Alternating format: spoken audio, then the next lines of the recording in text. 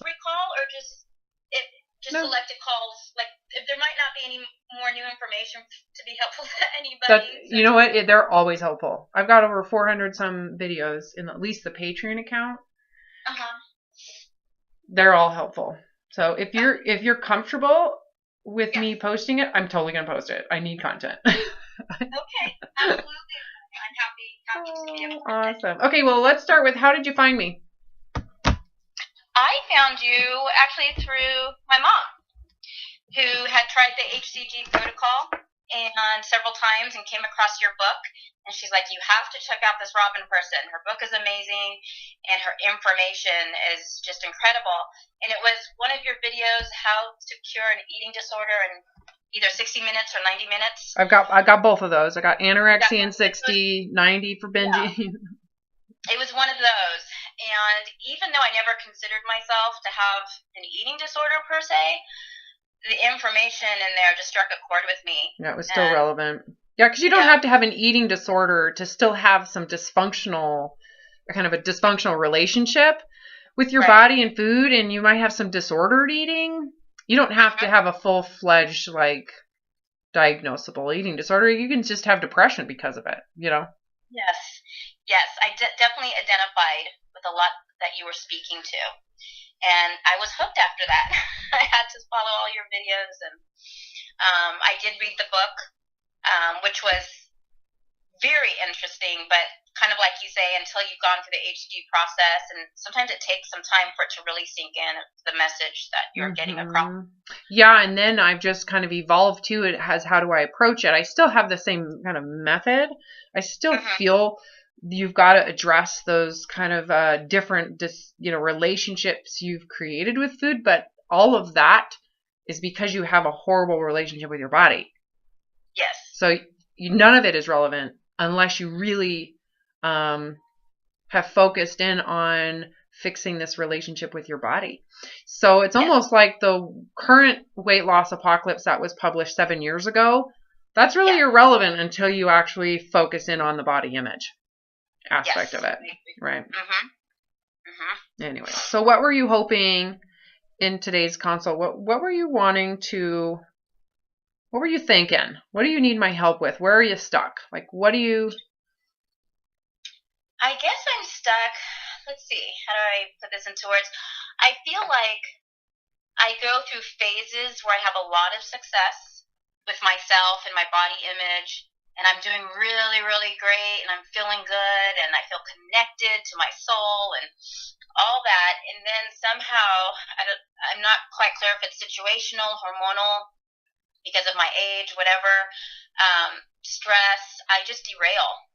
And I derail epically. Okay, so how do you define that?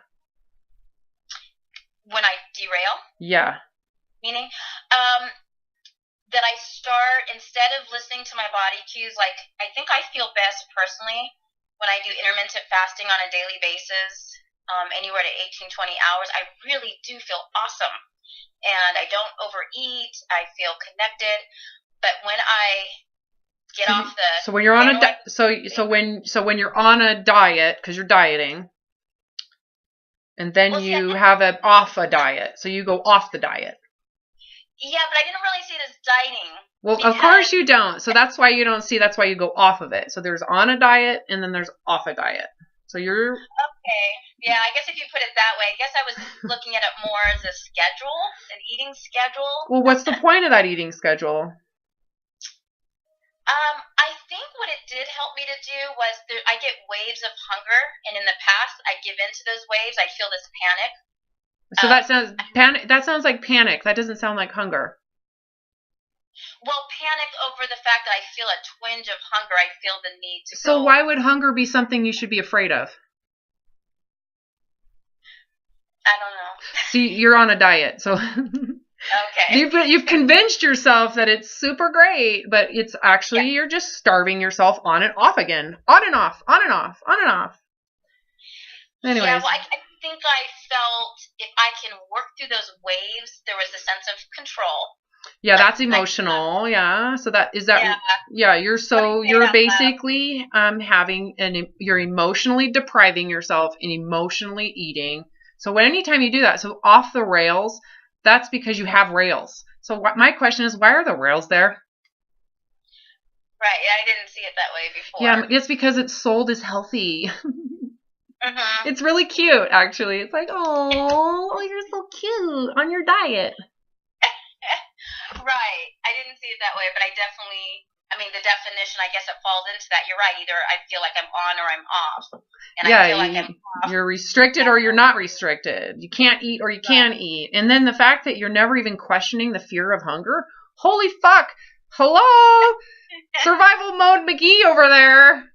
Yeah. With food. Why would food be a threat to you? Why is the first hierarchy of your psychological need to survive fearful of food? Do you know what I meant? Have you heard any of the sessions where I talk about Maslow's hierarchy of needs? Not that particular. I don't remember that particular. You're not on. Are you on? You're not in Patreon, are you? I am actually. I am, but I haven't gotten through all the videos. That's okay. Don't need. There's a ton. There's like a few hundred in there. Yeah, I just made it a little while ago. Okay, so this is so good. I'm just gonna let's just take a couple steps back. You know, just imagine. I'm just like, let's just think about it. You don't need to just open your mind. Let's just pretend like we're going on a trip to look at something. Okay. We're on the school bus going to see a museum. There was a scientist who studied human behavior and human motivation. His work is world renowned. He is passed away. This was done in the early turn of the century. Okay. All right. And he created a hypothesis and theory that human behavior is wired to, in our psychology, is wired to be prioritized to survive before anything. So the luxuries that we have of creativity and like, oh, let's learn about something new, those are all like luxuries. Because when your survival needs are threatened, your whole entire brain and the way you perceive things is very different. So survival mechanisms change the way you perceive the world, perceive life. And what his theory is that we are very predictable if our basic physiological needs are not met. And what he defined those as is water, air. You're going to die if they're not available real quick. So our psychology is wired to focus on those things if they're not safe. So that includes food. You're not going to live without food and water. You know that, right? Yeah. Okay. So psychologically, we're extremely predictable when food has been threatened. What do you think happens to your mind when that need is threatened? You mean like when I do the fasting? Doesn't matter. It doesn't matter the reasons why you do it. Well, I take that back. There is, because people who fast, like for spiritual reasons, they don't have the same trigger. Okay. Yeah, so, but that's not you. Let's move this whole intermittent fasting is really actually something very different. Yeah. Intermittent survival mode. So what happens when you perceive food as threatened, as going away, not enough, unsafe? Yes. What happens to how your mind thinks about food? Just make a guess. Well, I would think it changes. It gets desperate for it. Yeah, it becomes super magnified in your mind. Like food becomes extreme. It's almost like you're wearing magnifying glasses that are seeking food out. Micromanaging it. Because you also think food's dangerous. So you have to be like, oh my God, in this food is danger. Right. And the brain doesn't know that you're on some stupid ass diet. Okay. So all of us are very predictable. You're no different than anybody else. So when food is threatened, what Maslow theorized is that your brain has a hierarchy of what is necessary to survive. And so he created a pyramid. The foundation of the pyramid is your physiological needs. So your brain will take all of that space up if it is threatened. Okay. You become obsessive about it. Mm-hmm. They found, studying people in starvation, it's called the Minnesota Starvation Project, or Minnesota Starvation Experiment, done in the 40s, where the volunteers volunteered to starve themselves, and they studied everything, and it all was like, they became obsessive. They studied recipes. Many of them fantasized about food. The pleasure of their mouth and the pleasure of food was magnified. So this schlop food was like amazing to them because their pleasure center was stimulated out of starvation. All this stuff, right? Mm-hmm. And they become, and then after the project, they had this integration phase. And the integration phase, where they reintroduced food, they were angry, agitated, wanted their food right away. They became like very predictable, like hoarding behavior, stealing behavior, over consuming behavior, all sorts of stuff. Right. So that's all predictable based on this hierarchy of need. Like everything, not your motivation. They found that the motivation to socialize in these people was like really low, but their motivation to think about food was really high. Yep. Right. Okay. So the next priority in survival would be your environmental safety. You need to have safety from the elements. You need to have shelter, right?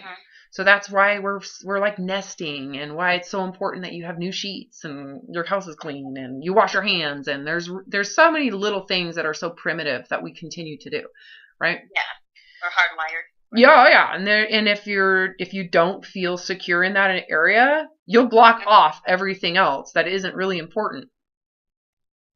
Right? My experience with this was like when I had the gym, and after, there was the mortgage crash of 2007 and 8 and 9 10. And we were making nothing. I was working 70 hours a week, and I couldn't pay myself, and we were living off my husband's money. We couldn't afford our mortgage. I couldn't afford to pay for food. I had to pay for all these debts. So I didn't want to socialize. Why would you want to socialize? Right. That's actually very primitive. It's like my hierarchy of needs were working perfectly. That pinnacle of the third hierarchy up, as you go up, is social prioritization. Social. Yeah, you're not going to want to do that if your food, shelter, and access to just surviving is threatened. You're not going to feel like going out with your buddies. You're just not. That occurs when the ones below it are secure. Right? And then your third hierarchy of need, that has to get secure too, which is people like me. I like myself. I'm safe. I'm safe with other people. I can handle social environments. I'm lovable. I'm liked, and that need to belong. That's the third hierarchy of need, right? Yeah. So that's secure, and that means you go into self-esteem, which is like, I'm competent. I can handle loss and failure. So that's when we get into exploration and experimentation. So people who are up in that area tend to be scientists, because they're not afraid to fail. Yeah. They have self-esteem, They're okay with someone doesn't like me. They don't care, because their third hierarchy of need is fulfilled. They feel self-sufficient with themselves. So it allows for that human, exploration and invention is up in the fourth and the fifth. The fifth hierarchy is a pinnacle. It's seen as self-actualization. This is when people become gurus, and they become like spiritual leaders, like Mother Teresa. Right? Yes. They are way beyond getting crap, hoarding things, proving themselves. Right? They're beyond the mind. And they get into the essence of the spirit, right? Those are all luxuries. Don't you agree? Yes. Okay. So where do you think you're at? Where are you struggling? Let's see. I'm not sure. I think some of it was rooted, well, after I had my child at 40, my baby, she's now 7. And that was the first time I really, really battled weight issues. And became very self-conscious about my body and okay. So that's when you started feeling bad. Yes. Okay, because you Okay, keep on going. We're going to come back to that, but keep on going. Okay. So, yeah, that was the real first time I had a sense of an awareness. Before that, I never really struggled with body weight. It was just never an issue. Yeah, you felt safe at that point. You were safe prior to that. I was. I didn't even think about food in that way. I just ate what I wanted when I wanted. Yeah, and you felt safe in your body. You felt safe in your body. Yeah. So I'm wondering now, I think part of it was also my age. I'm definitely in perimenopause with all the symptoms that come along with it, and I'm feeling like I'm not comfortable or used to my body, so now it seems like to me, in my perception, it's very reactive. Oh, yeah. To the food I eat. Yeah, that would have happened if you were 20. And to try to control that. So I went into fasting and even keto, and not just for weight control. I mean, that is definitely a part of it, but also for health. Get that out of there, because if you look at the research, it's all horrible for you. Psychologically, it's horrible for you, all of it. So you're researching the diets from the diet industry's point of view. You're not looking at the big picture. You're getting sucked into the matrix, so it's all terrible for you, and clearly it's not helping. Well, because it's not. I really sincerely thought I found the Holy Grail. Yeah, I know, right? You're the Holy Grail of dieting, and that's the most important thing. Health and righteousness. And this isn't about health, because if it was, your symptoms would be very different. I know, right? It's like, oh shit, that's what I think. That's what I'm sold. That makes it sound better. Yeah, because I didn't call it a diet. I didn't refer to it as that. I didn't think of it like that. It's like a religion. It's not a religion. It's my route to spirituality. Well, when I would have success with it too, I felt better about myself. Like if I can go 19 hours without eating. Oh man, that's so sad. Did you hear that? What? Did you hear it? Did you hear yourself say that? If I can go without eating for 19 hours, I feel so good about myself. Well, I felt like I wasn't giving in to the urges to eat. I'm going to say it again. Just listen. Yeah. I could go without eating for 19 hours. I feel good about myself. You hear it? Yeah. That's pretty sad, right? Like, whoa, hold on a second. I'm not able to accomplish that. So tell me, which hierarchies of need are threatened? If I can go without eating and have the willpower for 19 hours, I feel good about myself. There's two that are completely open and inflamed and super agitated. Do you know which two? Well, I don't know. I hear me saying that how I feel about myself is dependent on an eating schedule. Correct. So the third one is totally unresolved. The third one is completely insecure, right? That's 3. And what are you using to try to feel better about yourself? Restricting food. And what is that? Waging war against? Which one? I'm not sure if it's against my body or my mind. It's against food. It's your most primitive, inflammatory. Like, you want to cause problems? Start threatening food. So you're taking a third hierarchy of need, and the way you're trying to meet it is by threatening food. Right? So you'll never win. I mean, you're always going to go off the rails, honey. Because your wiring is to go off the rails when there's famine, right? Yeah. And then you're using that to feel good about yourself. You sound like an anorexic. That's how anorexics talk. Oh, no. Well, yeah, you didn't hear it. Oh, my God, I feel so good about myself when I don't eat for 19 hours. So good. Could you imagine? I just want you to hear that from my 13-year-old. How would that make you feel? Oh, yeah, if my daughter expressed that, I would be concerned. You'd be and I just want you to know that I'm really quite concerned over here. I'm not, but you don't see it. Because it's healthy, Robin. Because I didn't see it even when I heard your videos. I related to it on a lot of levels, your videos, but I didn't see myself as one of those, serious brainwashed. I didn't see that very clearly. Yeah, you didn't. And that's okay, because you get you're yearning for what they're selling. So why Why would you question your body image religion and the kind of the health righteous diet concept, right? Mm-hmm. That requires some obsessive compulsive. You never question the people that are selling it have obsessive compulsive issues with it. No, I don't. I know, you don't see it because they're pretending like they're so happy. They don't fart anymore. Mm-hmm. You know? Well, yeah, and it's really the cute. ones I follow, they're size, zeros, and Yeah, you never question that they get off on you following them. No. Just a thought. Yeah. That it makes them feel real good if you can starve yourself too, the way they do. Well, I think I was attracted to it too because I was trying to avoid the whole D word, diet, and they never referred to it. They said, this is not that. This is a eating schedule. This is not a diet. That's the wolf in sheep's clothing if I've never heard it.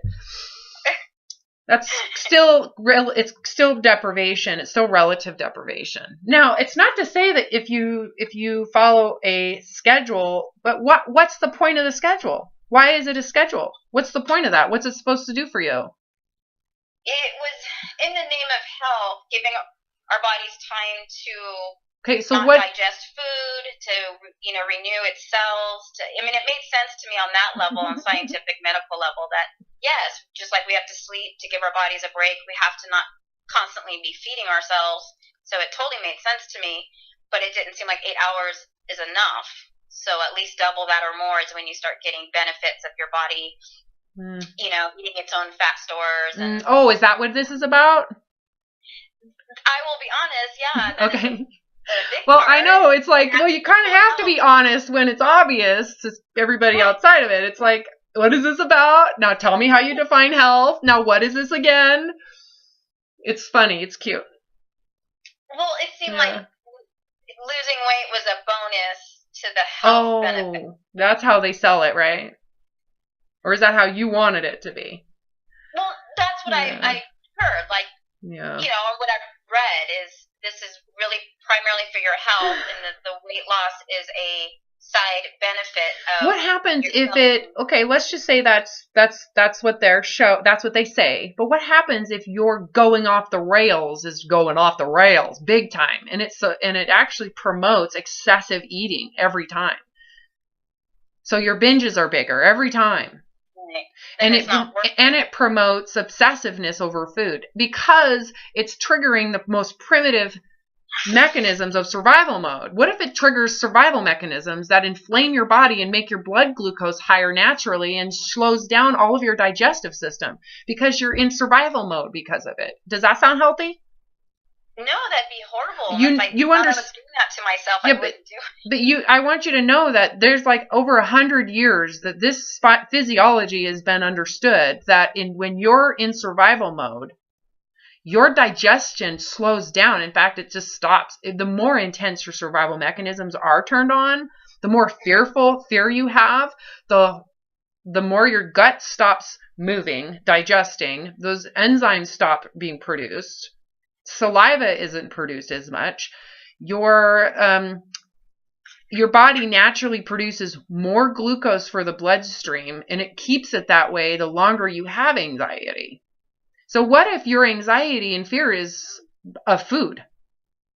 It's making it worse, my health worse. Yeah, so then you have these issues, and then all of a sudden you're like, screw it, I need to get it, because your brain, that's just the physiology below the primitiveness, right, of the brain. Now let's talk about your consciousness is saying you need food, you should get food.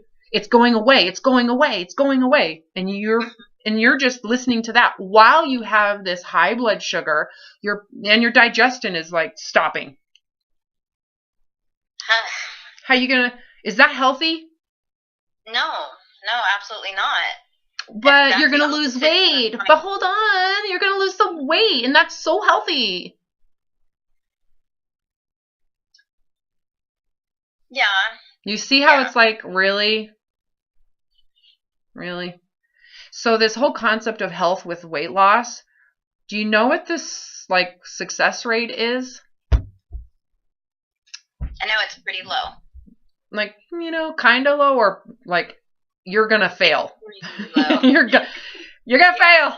And it's like trying to win the lottery. Do you know how long this industry has been selling easy weight loss, but yet you're going to fail is like easy. The failure is easy. What they're suggesting is totally off the rails. Like, it's a straight out lie. Mm-hmm.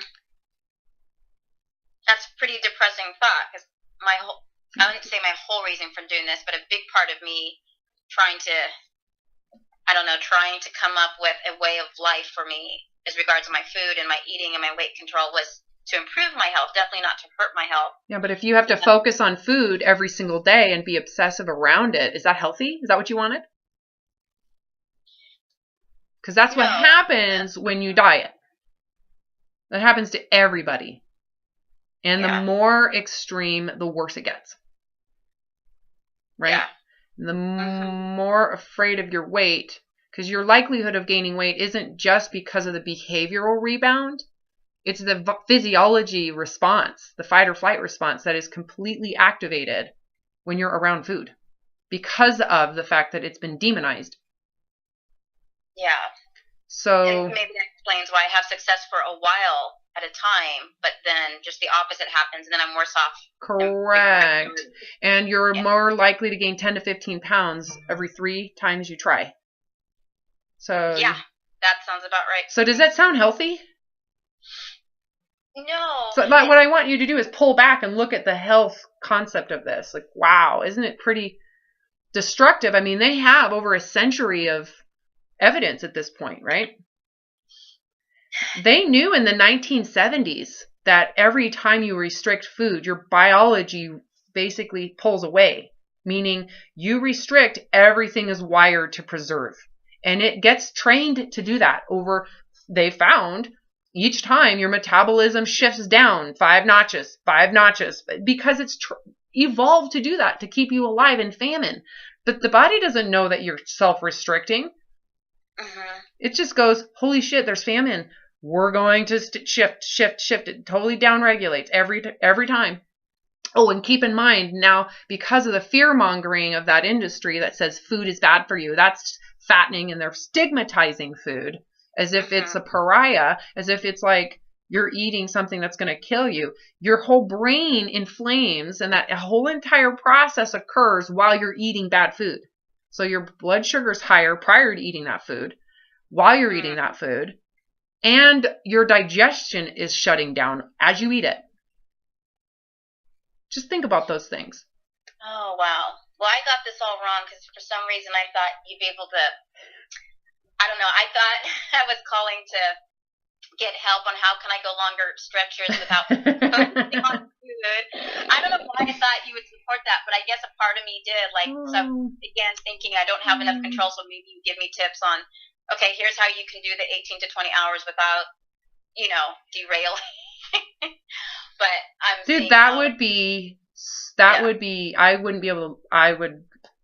going so against my integrity. Well, that would be like taking advantage of you. I could do that. I could do it, but you realize that I'm setting you up. But I know it. I guess I thought because I wasn't as hyper-focused on the food itself. I mean, I'm mainly keto, but I do allow myself treats every now and then. Yeah. I was thinking, okay, this isn't really a food issue or diet issue. It's more of a time issue. I'm just trying to get to a certain time every day that I can make it before I eat. So I really didn't think the focus was on food. I thought it was more on watching the clock. But I guess that's no different than stepping on a scale and being controlled by that. Yeah, well, what's your integrity? What's my integrity? Yeah, the integrity is about your weight. Your integrity is about trying to fulfill so you're coming at it from a survival mechanism. You're not coming at it from like even level, 4, which is freedom. I'm okay with rejection. I don't need to, you're coming at it to try to just fulfill the lower 3. You know what I mean? So we can take advantage of that, but there's so much knowledge around the fact that this whole concept of dieting and I call it health righteousness. It's a religious supremacy. It's health righteousness. How horrible it is. Yeah. You're just not going to hear that from people selling it. No. Well, no. And I do believe some of these people are sincere in their own survival mechanism. Yeah, they're in their own psychoses with the body image and what health is. You know, if the body's healthy, it shouldn't require that much obsessiveness. Right. I mean, just think about that for a second. If you're healthy, let's just use the HCG protocol, which to me is a medical procedure. And I don't suggest it for people unless they've done a ton of mental work with their body image prior to, right? To where they don't care about the weight loss. Okay, right. So let's just keep that in mind ahead of time. You're trying to feel better about yourself. Yes. That's the problem. You think by restricting for 18 hours or 19 hours, you're going to feel better about yourself. I do get a feeling, but it's probably a false, or it's a very temporary euphoria. Yeah, like an illusion. Like, I found the golden arches. You know, yeah. I found, that's like chasing the mirage. I see the mirage, and you're going for it. It's like the illusion you might get to the destination. Mm-hmm. Yeah, that's actually what you're imagining is getting out of survival mode. Feeling secure, feeling safe, feeling like the problem. So the problem is you think that you're going to feel better about yourself and confident that you'll get into those higher levels of existing by meeting this condition. So you desire the condition. That is inherently flawed because it's not self-sufficient and it's conditional. So the problem is you get the condition, you don't get the freedom. So you can be thin all you want. Well, what's going to happen once you get there? Just have some foresight here. What happens when you get to that thinness? Keep in mind, you have to constantly repress the issues and urges to eat because they'll never go away because you're starving yourself. Just think about that. I feel like I'm restricting myself. No, you're starving your body. That whatever you want to make it feel better about it. You just have to know your body doesn't care what you think. Yeah. Okay, the perception of the body is it's being starved. Yeah, it is. Yeah. That's just fact. Okay. Well, I don't know. I don't get to that fourth and fifth tier. I guess because I am still stuck in that. Yeah, you'll never, ever get out. Ever. It's impossible with what you're doing. Because one, in order for you to have self-esteem, it would have to come from the truth of this self, not a body image. Right. So you have body image esteem, which is really sucky because that's why you had, after you gained weight, the reason why you felt bad about your weight. So prior to you felt safe in your thinness. My thinness is my safety. So of course you're not going to have issues because you're safe with thinness. You have the condition. Well, I didn't even have to, it was effortless. I didn't think about it. I didn't focus on it. I just lived my life. Yeah, you were safe in it. So, but in order for you to feel bad about weight gain, what does that tell me? At some point you attached safety to thinness. Right, because after I wasn't thin, then I didn't feel... Correct. So you had issues prior to, you just didn't know it. Most people don't, right? So when someone's like, well, I was fine until I gained weight. And it's like, oh, well, you weren't fine ahead of time. You still were in survival mode. You just attached it to thinness. And it does give you a certain comfort, but you're still insecure underneath it all because you're securing yourself with an illusion of safety with the body image. So it's a body image safety. So you're still capped at 3 because you have to... Okay, I get that. Because if I was really secure in who I was, the 15, 20-pound weight gain wouldn't matter. It would have been irrelevant. It would have been like my nails need to be trimmed. Irrelevant. Okay. It wouldn't have created a personal flaw. Right. Okay, I can understand that. Because after that was when I started my quest for the best diet or best eating plan, Yeah, and you didn't know. It's you're naive, right? You thought you're doing the right thing. So it's super forgivable. It's understandable, especially since this type of thinner supremacy is just accepted. And it's promoted and no one questions it. It's like I like to compare it to foot binding in China for over 1,000 years. Every daughter her feet were bound and because it was sexy and meritable. Right. And no one questioned it until people started to question it. Right, I find it horrifying. Yeah, well, this is called body binding, and I find it horrifying when people think they feel better about themselves after they've starved. That's called body binding through restrictive dieting. You're trying to make yourself as small as possible. You're trying to disappear to prove some type of sense of worth, you know. So it's the same thing, and this has been going on for a long time. This is not new, but this is kind of a new... The thing is, this is such a luxury to have. If you were in a third world environment, would you really be special in your slenderness? No. Notice how it would... I'd be suffering with everyone else. Yeah, you wouldn't be... What about your intermittent fasting if you were in a third world environment? Would you feel so proud of yourself for waiting until... You would be... Why would you do that? Right. But in a first world environment where we have all of this abundance, it's like perceived cool. Yeah. I'm starved for 19 hours. I'm so proud. And then I restrict sugar and starch, and I'm restricting this and that and this and that because I want to be keto. So I'm not dieting. Yeah, that's how I saw it. Well, do you hear it? Are you seeing it? It's like, holy shit, I never even saw that. Oh my God, I was in it so close that I lost sight. Yeah. Yeah, you do. You lose sight. And that's how survival mode works, by the way, is everything becomes super magnified. So you can't see, your perspective is too close. It's all blended in, and you don't really have a separation between this and that. You can't see the differences, right? Yeah. That's a symptom that is a symptom. I can't see it. Oh my God, I never saw it that way. That's because you're so sucked into it. You can't see straight. It's like you're in survival mode and you're working at it. The good news is you're energized, right? Yeah. So there's two states of survival mode. There's a lower state, which is fatigue. I can't do it. I'm failing. Apathy, shame, hiding, right? So in terms of fight or flight, the lower part is I can't handle this. I'm going to hide.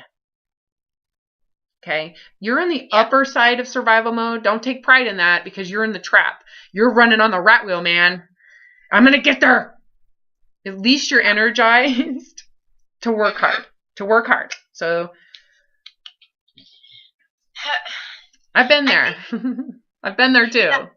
Yeah. I think part of the issue for me too, though, is like not why I thought this daily deep intermittent fasting was so good for me is because I don't trust my perceived hunger signals or my body very much. I kind of felt like, okay, if I have something that I have to attach to tell me when to eat and when not to, I trusted that more than I trust. Yeah, and the problem is that means you're highly susceptible to brainwashing.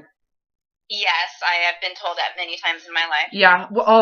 Well, because what you're basically saying to me is my body is the predator. I can't listen to the body. It's my predator, Robin.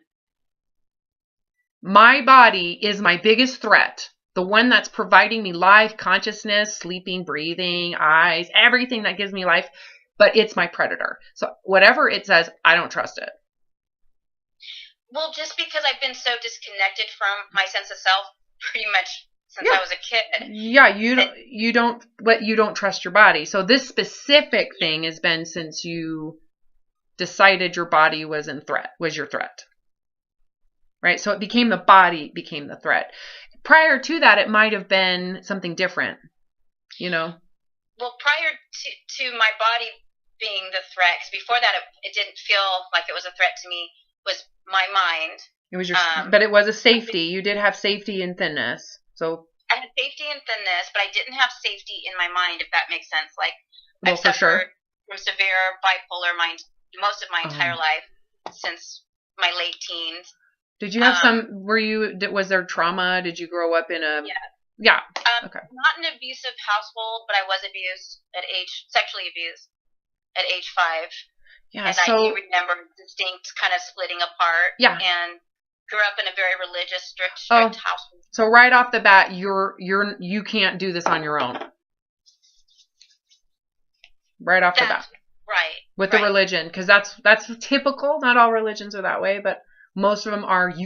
You are inferior alone. You have to have rules. So you're taught immediately to disassociate from the soul. Yes, right? Very much. And so my whole life, was consumed with the religion until I left it. So I want you to take that whole label of bipolar and just recognize that that's survival mode on turned up a notch. Fight or flight, fight or flight, fight or flight. I'm fighting, I'm energized, or I hide. Which one? Yes. Okay? Yeah.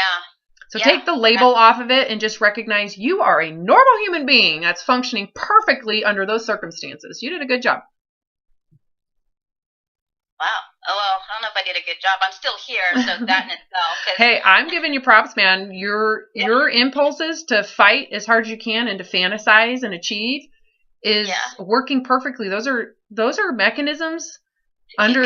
Yeah, and why would we shame those? Like, those are mechanisms under the circumstance that are working perfectly. There's no disorder there. It's just disordered because we're in a first world environment and doesn't make sense.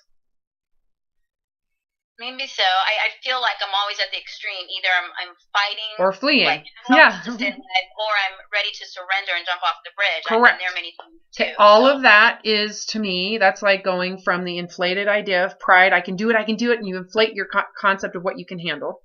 And then when you can't handle it, the reality shows up and you have extreme shame. So you're going between the high of the pride. So there's some, there's a map of, I don't want to add that. I don't want to overwhelm you. The high side of survival mode on the fighting end, fighting means I feel like I can handle it. So there's a confidence that I can stay here and I'm going to try to beat up the predator. Okay. And I'm going to dominate him. So on the top of that is this pride, which is inflating yourself to be bigger than you are in your mind. Happens in your mind. Okay. That's pride. Okay. It also stems from, there's a desire. So the fight part of survival mode starts with desire, fantasy.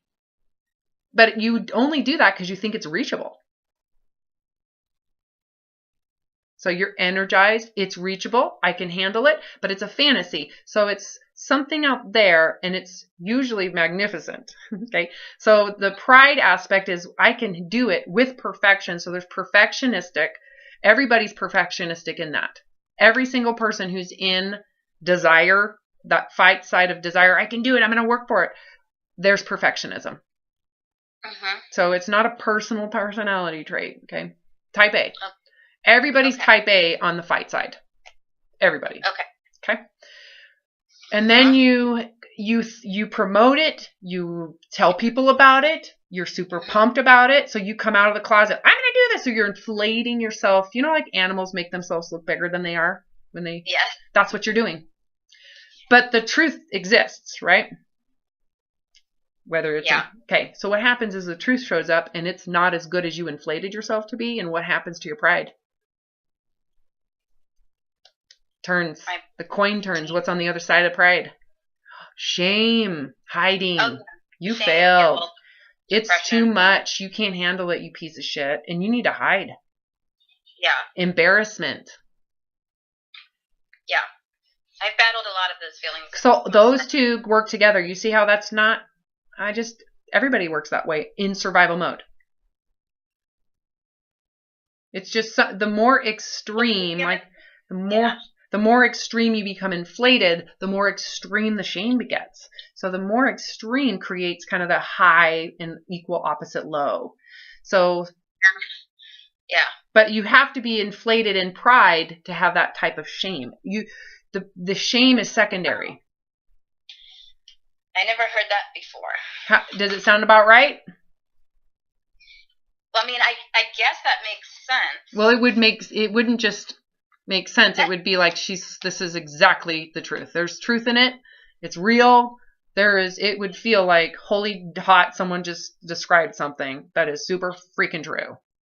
I think I'm letting it sink in because I've done a lot of therapy over the years. Yeah, this is not therapy. This is the studies of consciousness and evolution and survival mode.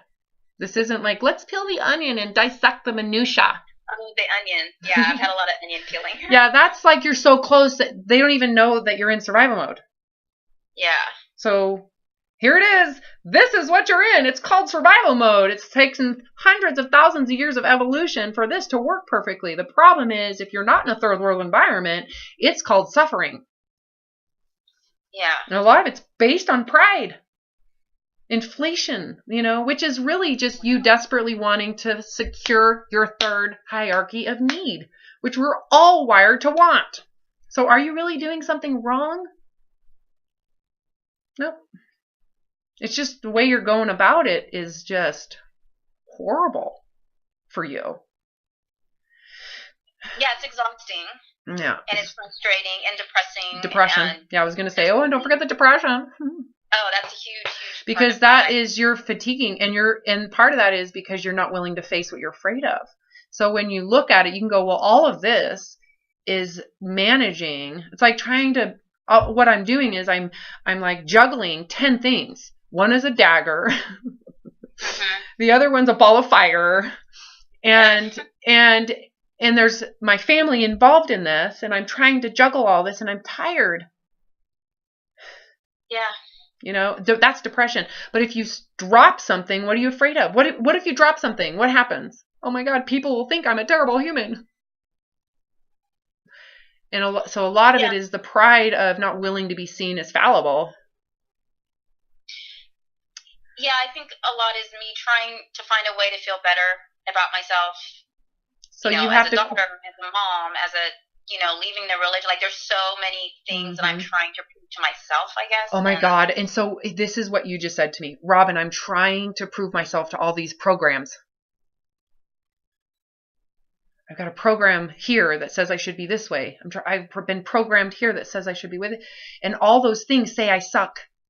And I believe it. I'm trying to prove I don't suck. So what would happen if we could get rid of all those programs? Like, all of them can just be eliminated forever. Man, that would be psychological, emotional freedom for me. Oh, you mean that you would surpass the third hierarchy of need into the fourth upper levels of consciousness that are no longer in survival mode? Is that what you're saying? That would be amazing. Yeah, that's what you just felt. You felt that. Yeah. That was foresight.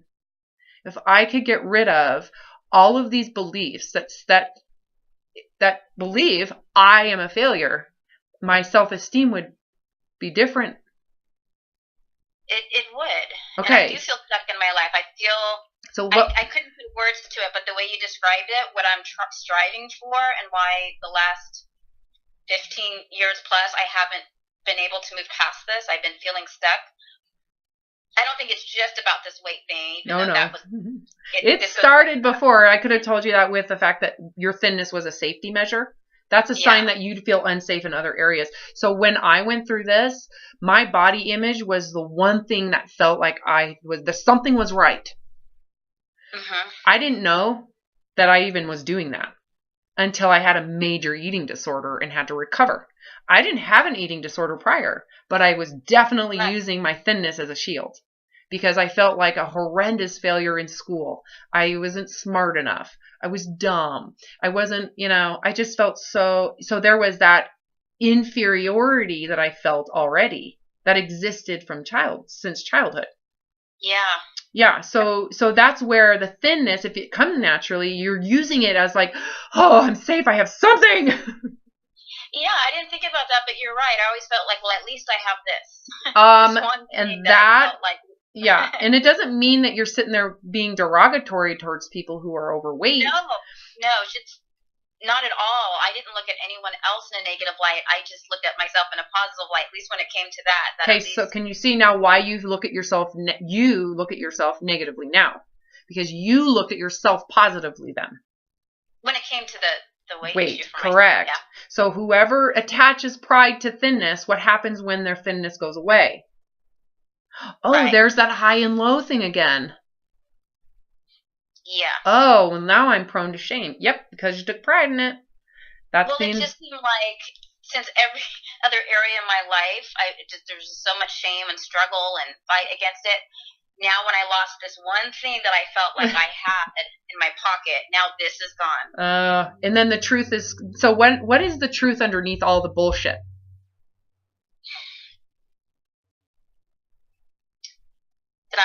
That I'm trying to live up to some expectation. Okay, that's bullshit. So what's underneath all that bullshit? That's what I'm talking. When I say underneath all the bullshit, that's what I'm talking about. This whole game. There's the truth of who you really are, no matter what body you're in, no matter what religion you've been in. There's the truth of the authentic self, the realness of the you that you were when you were born. Like the truth of you, whatever that is. That's what's underneath all this.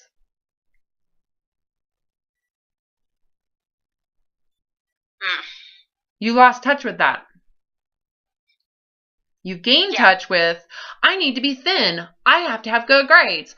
I need to have a clean house. I need to be going to church. I should be reading my scriptures. I should have perfect eyelashes. I should have, whatever it is. We've been programmed. I've been programmed. I'm wearing earrings right now. Right? But the difference is it doesn't make me feel better about who I am on the inside. What's underneath it all? These earrings are just putting on I have a costume on. It's just costume. Mm-hmm. When you see your children, you see the essence of that child. Yes. They put on their Halloween suit. That's a costume. Yes. You just live in that costume, and the costume is, I need to be thin. I need to have this. I have to be, it's whatever you visualize it to be. That's your costume. Get rid of the costumes, right? The religious costume. Get rid of it. Yeah. The body image costume that at one point served you well. It was a shield. But you wouldn't have needed that shield if you didn't need it to compensate or cope with trauma, right? Mm-hmm. You can see now it's like, well, I only needed that because I didn't know how to process this experience.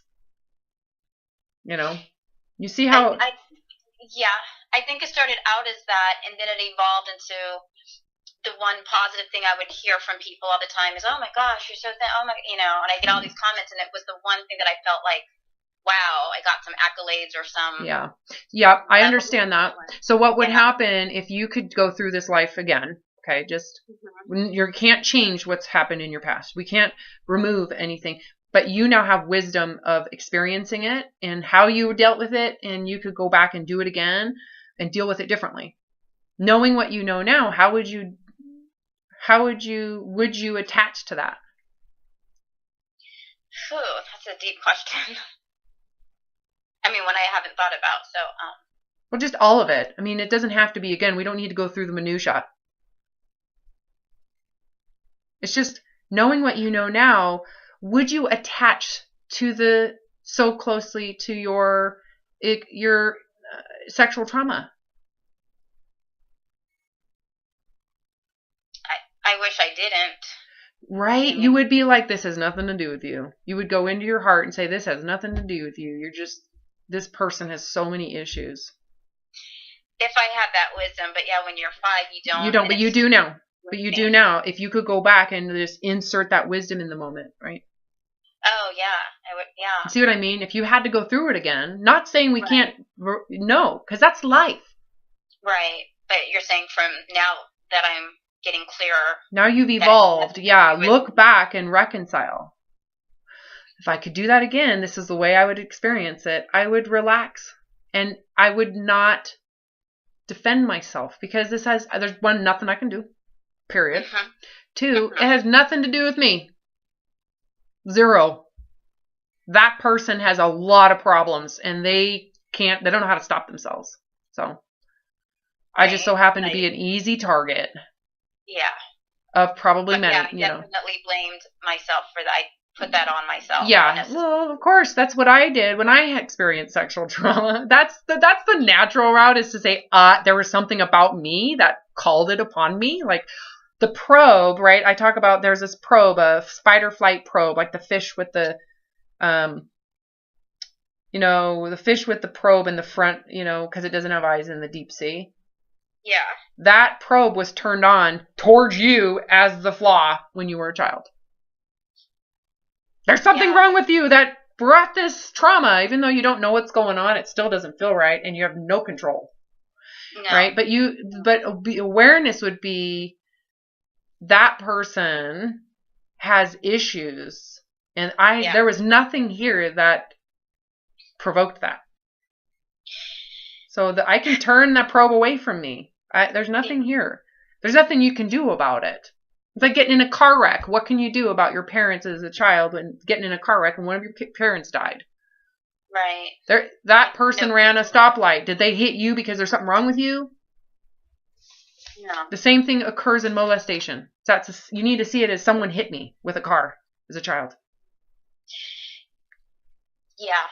Anyways. Yeah, no, you're right. I'm sorry, like, my mind's sort of exploding with things that you're saying, and I think I'm just connecting the dots in my head about, that trauma led me to running to someone else to feel safe. Correct. At 18, and I married someone from the church. Yep, and needing validation, because that's validation right there, that you're not meant to. Needing validation for sure, but then I end up marrying a child molester for 10 years. So the one thing I was so fearful of, I ended up attracting. I ended up attracting the very demon monster in my life that haunted me when I was a kid. And, I think that was another setback for me, at least mentally, of I must have done something wrong. Oh, that's super attractive to predators because they don't take responsibility ever. No, absolutely not. Of course, so someone who's willing to take that responsibility would be super attractive. Yeah, no, it definitely... So going back, it's like, I would not take responsibility. Right. And I would forgive that person because they're freaking messed up, man. They need help. They're living in serious hell. They're in super darkness to the point the only way they get a sense of being alive is to molest someone. They don't know how to stop. Yeah. That is so sad. That's no different than what you're doing with thinness. Starving my body. It's like a form of mutilation. Wow. Sex is very primitive as well. It's one of those primitive, survival mechanisms. What do you think you're doing when you're binging? That's called molesting the body with food. That you don't know how to stop. And the way that he was coping with that was he has to do it to a child. Because clearly there's shame in sex, in religion, and it's very traumatizing for both men and women in fundamental type of sex shaming. So you're more likely to end up with porn addictions in that type of radicalism because you're taking your own primitiveness and saying it's bad. Like eating food? Yeah. You're taking a primitive need and demonizing it. What do you think you're going to do when your primitive needs they're more evolved than your religious radicalism? Right. Which one's going to win out? You're going to eat. Unfortunately, for a man in that environment and they're in the real darkness of that, they don't know how to stop themselves. I'm not saying it's okay. I'm just saying it's worthy of compassion. This is how I recovered. I never saw it like that. I'm just still so hurt and angry and... Well, there you go. You are in survival mode and you'll never come out of it until you can go, oh, I don't need to be angry. It had nothing to do with me. No, but me not seeing it for what it was caused a lot of damage to a lot of kids. Honey, there's nothing you weren't the problem. That person had issues. It was him. He had issues. You didn't molest anybody. No, there's no but. Every time you say but, it's like what do you want to stay in that? You want it? No, but I get mad that I didn't see it until it was too late. Oh, well, hold on. That means that you're holding yourself to some God level of awareness. You need to maybe deflate yourself a little bit. That's like holding yourself to some level of awareness that is beyond human.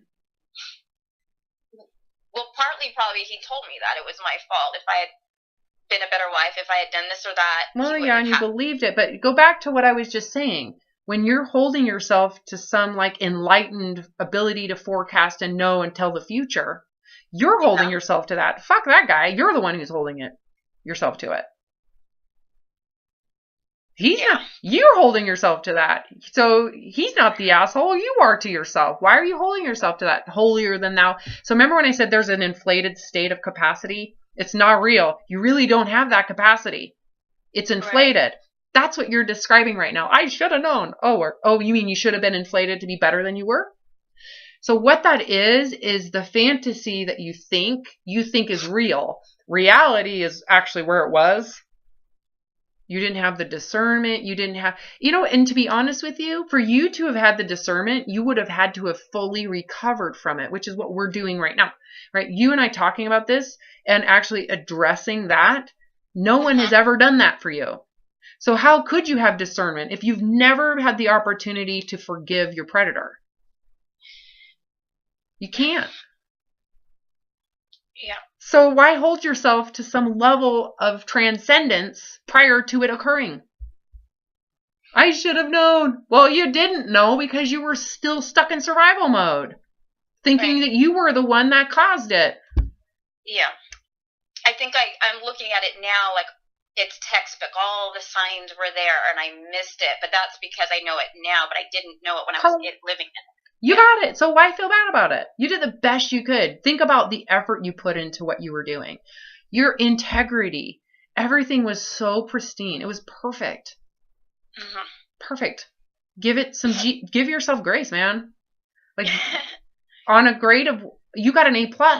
Your effort was so perfect.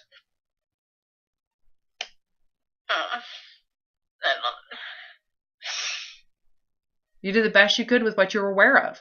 That's all I'm doing. That's all anybody's doing. How can you do how can anybody perform beyond their awareness? They're not aware to do what they can't. Right. It's like, so to feel bad about something that it would have required serious involvement for you to have been aware. Yeah. You weren't. No, and I know this is in my mind. No, none of the victims ever blamed me or anything. If anything, they said they felt sorry for me because they knew who I was living with and I couldn't see it or I wasn't able to do anything about it. So I do know it's like my own. Well, the opportunity for you really is to resolve not that. You need to resolve your own sense that you can, when it comes back to being molested, could you handle it if it were to occur today? Yes. Oh. It wouldn't happen. No, if it had to happen. Could you handle it today? Oh, could I handle it? I would hope so. See, that came from an outside idea. I want you to go on the inside of your capacity, not a hope. That's outside of yourself. That's like inflated idea. Come back into your reality. When you say could I handle it, you mean would I be able to move past it? Yeah, handle it. Because you could say you did handle it. You coped. I got through it, yeah. You wouldn't cope the same way. Knowing what you know now. Because that way of coping... that was a child's way of coping. Yeah, and self-blame, assuming, right? So it's like, okay, well, if I knew what I know now, I would see that this person is messed up, had nothing to do with me. Oh, right, yeah. Okay, I understand your question better. Right, and could you handle it without having to cope? Yeah. Yeah. Get up, dust yourself off, and go, holy shit, he needs help. This person needs some help. Yeah. So I'm going to tell someone. Yep. That in and of itself would be transformational, right? Yeah. I think I would feel empowered instead of powerless. Correct. Yeah. And I can handle that. So what can't you handle?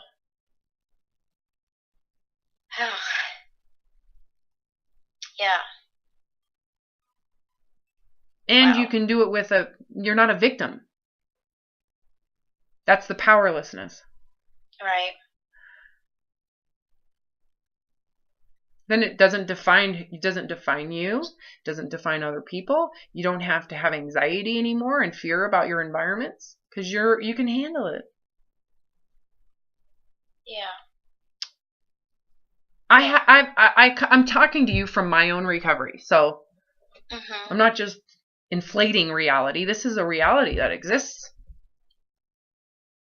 I I can handle it again. I can handle all of my past again. If I had to go back into the eating disorder and like what you're doing, I'd rather kill myself. And that is the truth. Yeah. Thank God. I'm still alive because I'm not doing that anymore, right? Mm-hmm. You found freedom from it. So I mean, I do recognize a lot of this stems from so much other stuff, but I want to get off that hamster wheel. I want to not live in that fear of yourself, of myself, and in my own mind being imprisoned. And I mean, I've given away so many years of my life where I feel like I've lost so much of my life, and I want to be free from that. I just was having a hard time or not recognizing it for what it was. No, because I don't know if you were recognizing what you were doing inside of you, like what it served, right? Because it served. Yeah.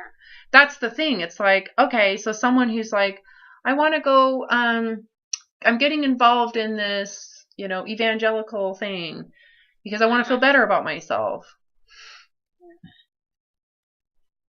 Okay. What are you trying? What's wrong with you? You're not questioning that. Why do you feel bad about yourself? What's wrong with you? Well, to you, this is wrong with me, and this is wrong with me, and this is wrong with me because of all these weird ideas of what life should be. Well, what if your life has actually been the way all life is? Everybody has their own kaleidoscope of trauma. Right. That's life. Yeah. Yeah. Can you handle it? What can't you handle? I don't know. I think it's just the voice in my own head, the message I've carried for so long, and I just need to remove that tape. And I know that, like, in my head, I just need to. Well, it'd be nice if you could just remove it, but the only way to remove it is to actually, like, face it. And it feels what it feels like when you face, because the tape in your head is actually you trying to distract yourself. What happens when you remove the tape in your head? What feeling would come up? Anxiety. Yep, I knew it. Oh my God, that is so crazy. Yeah, it becomes the fear comes up. Yeah. So the tape in your head is a survival mechanism. All of the chatter. That's just distraction. I got to stay busy. Yeah. And that right there is miserable enough to create depression. Yeah. Because you're not facing it. What happens when you face the fear? So if you get rid of every distraction, fear comes up. Yeah. Ooh, if your hair's standing on end? Yeah, it's very scary. Okay, so what you're experiencing is the actual manifestation of fight or flight. That's what's running all this. And so all the chatter and all of that, that's actually your coping. You're fighting or you're hiding. You're fighting and hiding. I gotta hide. I gotta do something. So you're not even you don't even know that's what's occurring. You didn't even know, oh my God, I'm running from this fear. I don't even know what the fear is, but because fear is scary. Right? So if you think about it though, fear, what does fear feel like? Well, it feels like my hair raising, my skin my breath is up into my neck. I feel like really fast. Yeah, that physical sensation of fear. Compare that to nausea. Which one would you rather? Well, nausea's pretty bad too. Oh yeah. So in comparison, I'd much rather sit in anxiety. You know what I mean? It's really, really bad. In terms of just the physical feel of fear, tolerable. Yeah, fear isn't as bad as that. Totally. Like you've had so many worse things. You've popped a baby out of your vagina. Sure did. That's worse than fear. No epidural either. Right? So think about your fear. Like fear is just that feeling. It is just a physical sensation. Okay? It is, yeah. Okay, so there's that. Yeah. So let's just break that apart. Okay, so can you feel the fear? Can you exist in it? Yeah, because they're like waves, and it eventually doesn't stay with me. So we're going to go beyond that, though. Okay, because you're right. There's the initial probe that's like, badness, don't. Yeah. And then the physical response comes up. And then there is the do something, hide. go, go, go. Then there's that, right? It's either I have confidence to do something, I'm going to go on a diet, or there's hiding, which is I'm going to go eat food. Yep. Okay, so we're going to do none of that. So what happens if you do nothing? Ugh, I don't even know what that would look like. Isn't this great? I can't believe you've never done this with someone before. How much therapy have you gotten? How much therapy? Yeah. Oh my gosh, probably 20 years worth, off and on. And I didn't. Okay, well, it's never too late. I'm excited that you're only 47 and we're just now getting to it. This is cool. You're young.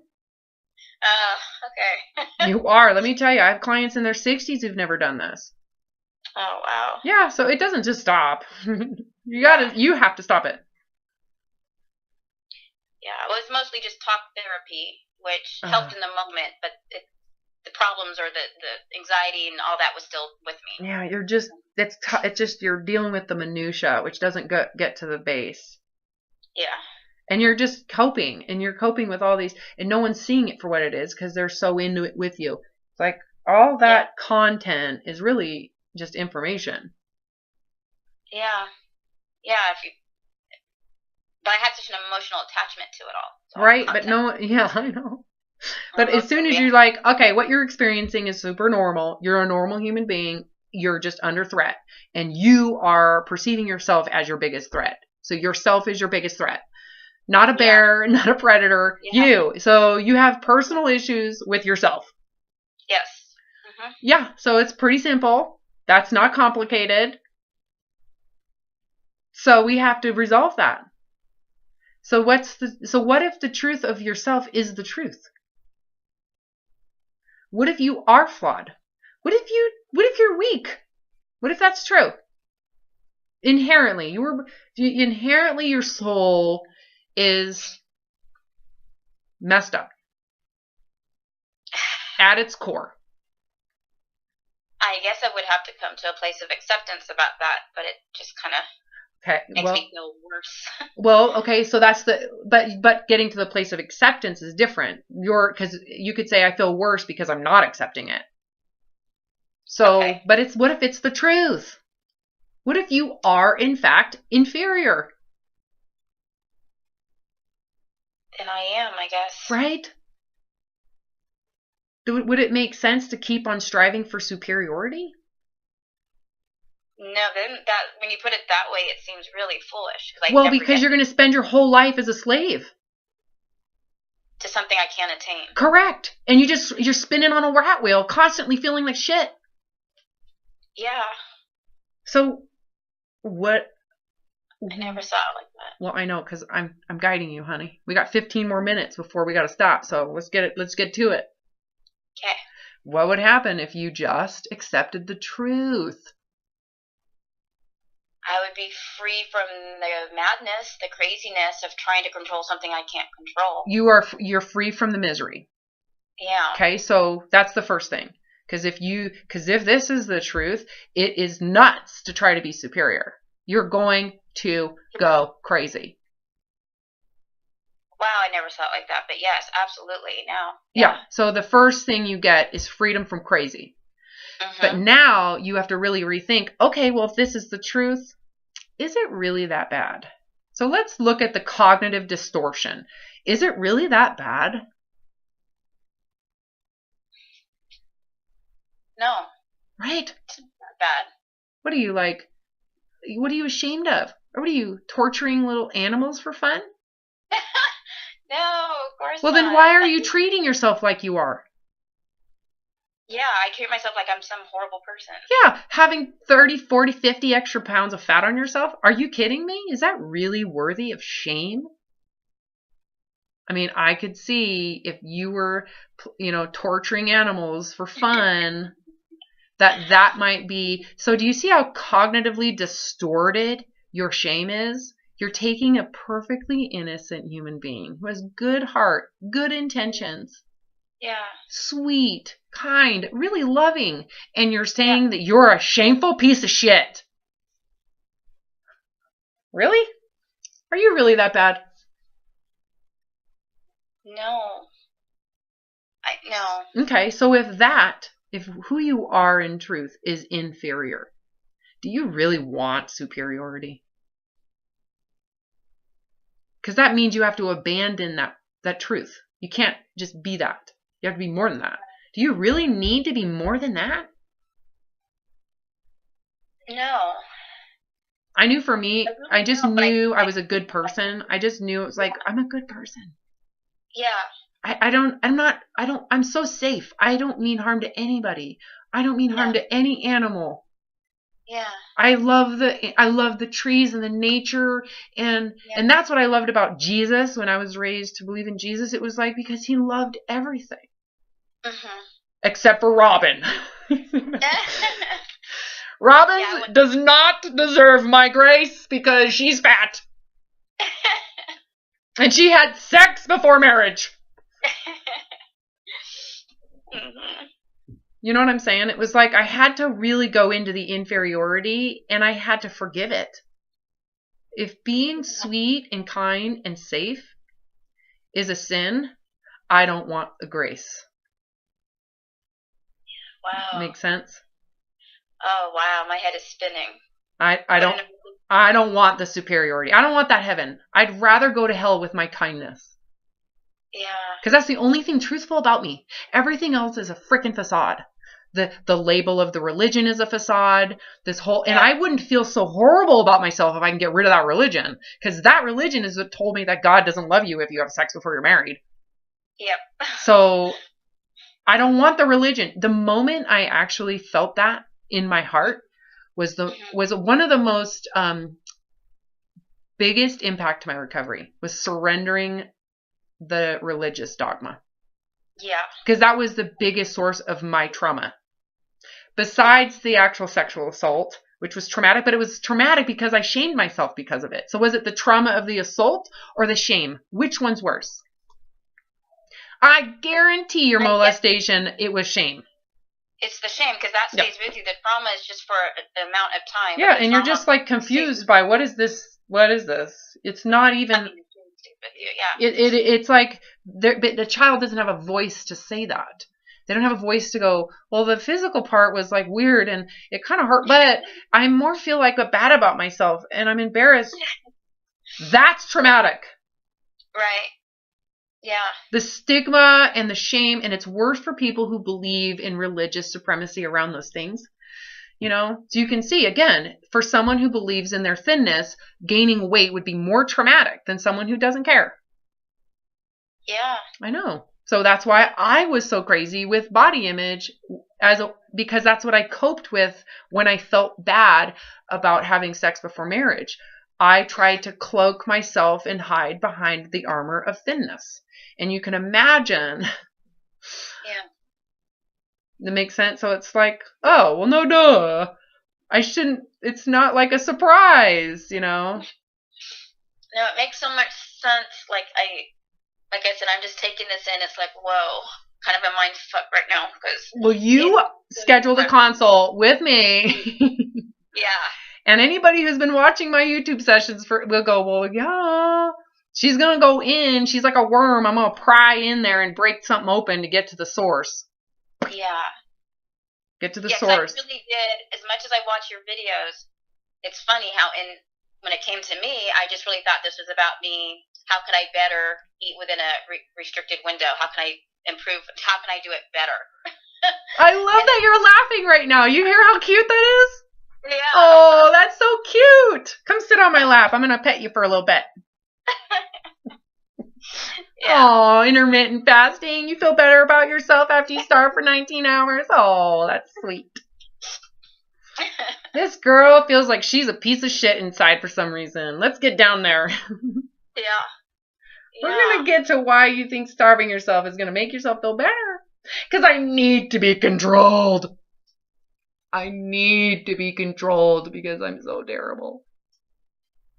Yeah. Underneath it all, are you really... It sounds ridiculous now, but that's really how I felt. I know. I feel... I'm glad that you opened yourself to this. Oh, you don't even know.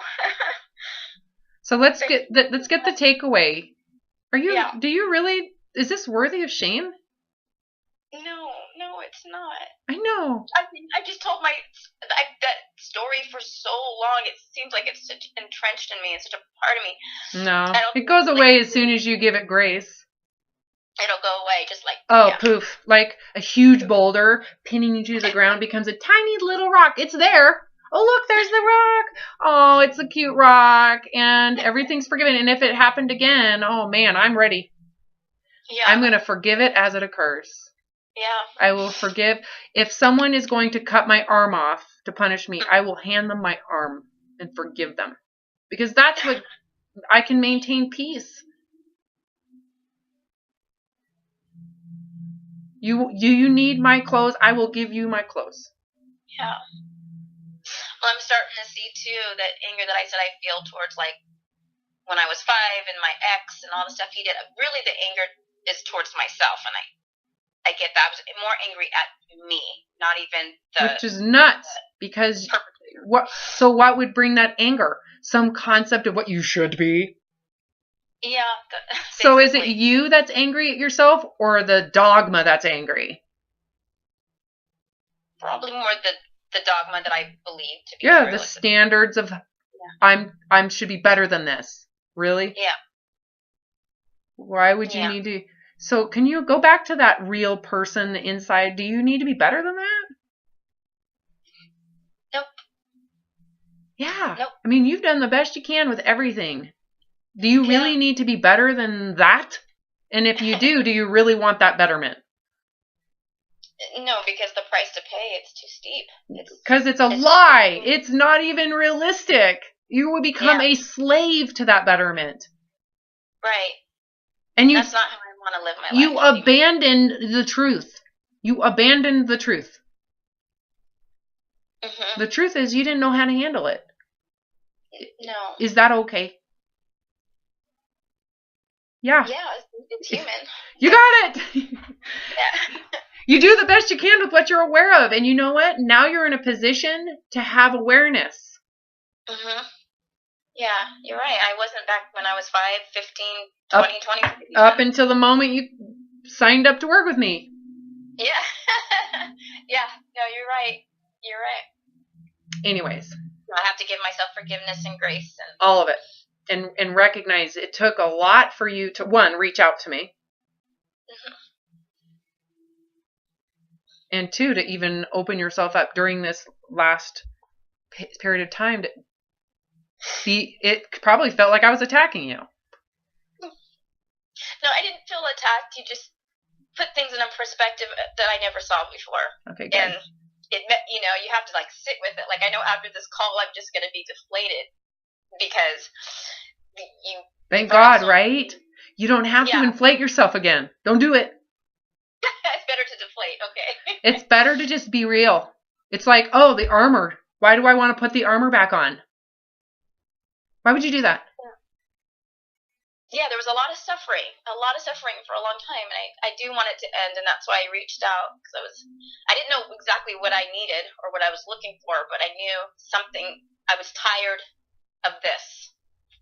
Tired of falling short and not feeling good enough and not... No, and you thought if you could figure this eating stuff out that you would be free. I know. Yeah. I know. So you can see, like I said, it's like you've always had good integrity. Yeah. You've just been so misguided. Yeah. Yeah. But thank you. You really gave me a whole new way of looking at it and kind of permission to myself to let go. Like, it's okay to let go of that misconception that I put on myself, the pressure I put on myself. I don't have to hold on to that. And I'm okay. I'm just fine as is. I don't have to be better, do better. No. And don't you have enough sense of what's in your heart, if given an opportunity, you can just trust your integrity? Do you really need to go, no, don't listen to yourself. We're going to go to a different church. They'll tell me what to think. Right? So when it comes to the body, you're doing the same thing. It's like you're living the same nightmare thinking, don't listen to your body. Listen to the diet. Right. No, that's exactly what I did. I just totally didn't reckon. I totally did not see that. Hey, neither did I. In fact, I read I cannot find it for some reason, but this social scientist has a theory about this because a lot of people are leaving religion. Like it's a big deal. But a lot of those people are going into body image and dieting, which is why they're seeing a rise, a big uptick in anorexia and orthorexia, which is the obsessiveness over the purity and health of food. Yeah. Slash, AKA keto, intermittent fasting, Right. Vegan, all of it. No one sees it. They're taking the same insecurity and trying to secure it with trying to control the body. Yeah. Wow. Yeah, you don't want to be controlled spiritually anymore, but you're still trying to control your insecurity with some type of with the infrastructure of the body. Brain explosion there. That's deep. Right, and it's true. Yeah. Remember when I was like, it's not like, I think it's freaking true. I did the same thing. I read that study and I was like, I can't wait to put this in my book, and I can't find it. That is amazing. I can't wait for your book to come. I'm so excited for it, and I feel like I'm in a better place to receive it. Like I'm truly ready for it. It's going to be I'm pretty excited. I'm excited to be done with it. Yeah, this is huge, and I just wanted to thank you so much for the work that you do to change people's lives and to help people, and the fact that you've lived it, that's more than any therapist. I mean, the weight in gold, the fact that you truly know what you're talking about. Well, I think it comes I think it comes from recovery. Yeah. If I wasn't out of it, I'd be sucked into the minutia like you were.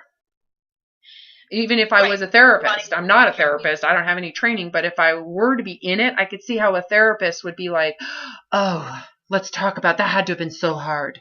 Yeah. Versus you handled it. It wasn't that hard. If you were going back, So my approach is coming from, this is what it's going to take to get out. Yeah. I appreciate that. I appreciate your no nonsense. Just, that's pretty awesome. And I'm going to be sitting with that for a while and just reflecting on it and applying that, because I'm ready to get out. I'm ready to get off the wheel. So thank you so much. I'm really happy to help you.